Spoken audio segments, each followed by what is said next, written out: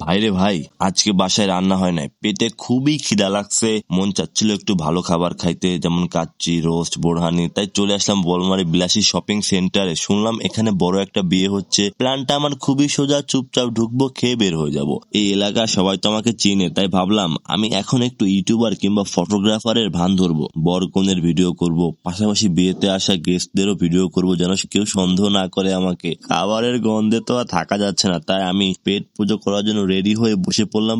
আর মেনুতে ছিল কাচ্চি, বিরিয়ানি, রোস্ট, দই। এই দেখুন, এই যে বর প্রত্যেকটা লোককে চেক করতেছে কেউ আবার বিনা দাওয়াতে খেতে আসছে কিনা। যে আসবে বিনা দাওয়াতে তাকে নাকি বার্নিশ করে ছেড়ে দেবে। তো আমার এখন প্রথম দায়িত্ব ছিল এখান থেকে সটকে পড়া, কিন্তু আমি তো সটকে পড়বো না। আমি চারপাশে ঘুরে ঘুরে দেখতেছি, আর দেখতে দেখতে আমার তো প্রায় 20-30 জন লোকের সাথে দেখা হয়ে যায়, যারা আমার পুরো পরিচিত। তারা যদি বলে দেয় তাহলে তো আমি আজকে বার্নিশ হয়ে যাবো।